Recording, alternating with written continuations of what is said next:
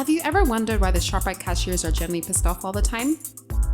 It's probably because working in some parts of the Namibian retail sector is not much different from suffering the ills of apartheid. I mean, does having short bathroom breaks, little pay, no medical aid, grueling working hours, absolutely no benefits, and then having to call your manager boss sound familiar? I mean, you work 45 hours a week and only get an average of $2,000 a month, if you're lucky.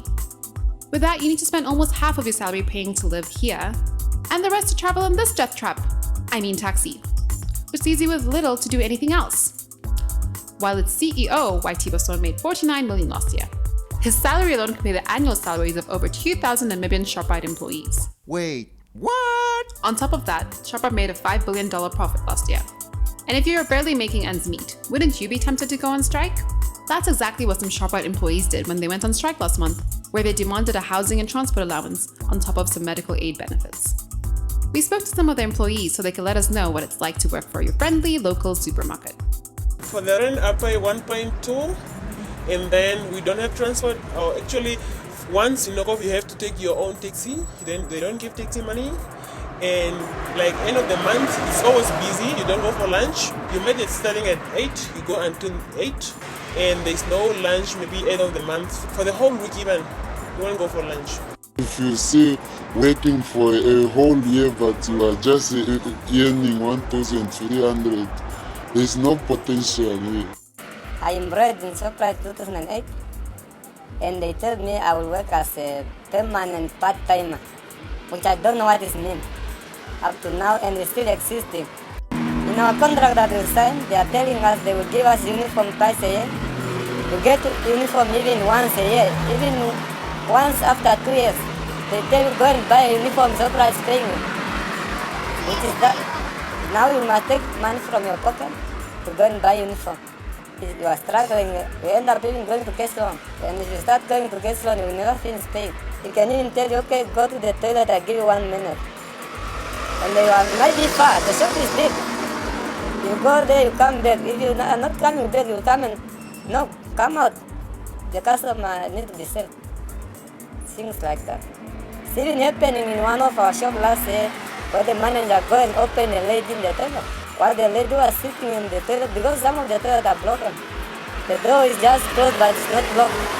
She go and open that person out, which is very embarrassing at the standard of this company we are working for.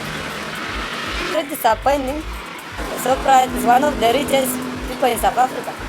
But we are making him rich, but we are getting poor and poor and poor forever if even our government cannot make this thing as a matter of urgent and save our lives.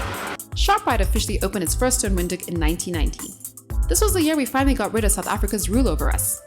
Or did we? Let's have a little recap of what Shoprite offers its employees. Health benefits? None. Transport? None. Salary? Only a small. Provided with your own uniform? Kinda. Bathroom breaks? If getting interrupted by your manager mid-piss counts, then sure. Lunch? Biscuits and juice, which are nice, I guess. Bonus? At the discretion of your employer. Study leave? Again, at the discretion of your employer. Chances of a promotion? Yes. After 10 years, your salary will be doubled from a meager 2,000 to a fabulous, drumroll please, 4,000. Chances of getting out of poverty while working at Shoprite? Unlikely. Wouldn't you be tempted to cut the costs? We contacted Shoprite for a comment, and after being given the runaround and 4 phone call transfers later, they finally referred us to the comms team in Cape Town. They confirmed that they received our emails and promised to get back to us at some point, despite telling them that we were working towards a tight deadline. But hey, guess they're too busy counting their millions to care about the Namibian employees. Working for Shoprite is like working under the apartheid regime. It stinks, and nobody cares. Even Hage Geingob told Shoprite workers, "What happened to you young people? When we were your age, we used to fight against apartheid." Skimming through a contract of one of Shoprite's employees, one can see how they loosely explain the employees' rights to them. Lucky for us, the Labor Act of 2007 goes into more detail. And here are some of the rights that you have as an employee. Firstly, you should only be allowed to work a maximum of 45 hours a week. For every 5 hours of work you do, you should be allowed a 1-hour lunch break. Then for every 26 days that you've worked, you should get 1 paid sick leave. You are also entitled to 5 days of compassionate leave per year. And you're entitled to a minimum of 12 weeks maternity leave if you've been employed for 6 months. So what can we deduce from this? Well, working in retail can be a nightmare. And with 30% of the country being unemployed, one might think that working for companies like Shoprite, you'd be okay. But it's quite clear to see that the working conditions and pay haven't improved much since apartheid, where people had very few rights and basically had to do what the South African boss told us. Hopefully, Namibia's government will enforce the law and not leave any Namibian behind. Until then, it's back to the shift at Shoprite.